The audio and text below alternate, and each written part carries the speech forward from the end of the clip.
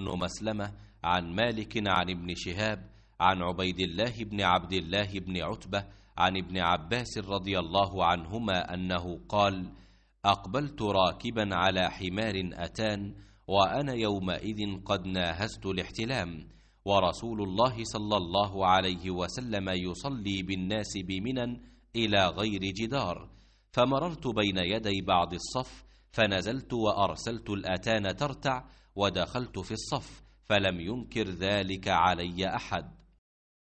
इब्न शहाब ज़हरी ने बयान किया, उनसे उबैदुल्लाह बिन अब्दुल्लाह बिन उतबा ने बयान किया, उनसे अब्दुल्लाह बिन अब्बास रदियल्लाहु अन्हु ने, आपने फरमाया कि मैं एक गधी पर सवार होकर आया। अभी मैं जवानी के करीब था लेकिन बालिग न था, और आ हज़रत सल्लल्लाहु अलैहि वसल्लम मिना में लोगों को नमाज पढ़ा रहे थे। आपके सामने दीवार वग़ैरह आड़ न थी। मैं सफ़ के एक हिस्से के आगे से गुज़रकर उतरा, गधी चरने के लिए छोड़ दी और ख़ुद सफ़ में शामिल हो गया।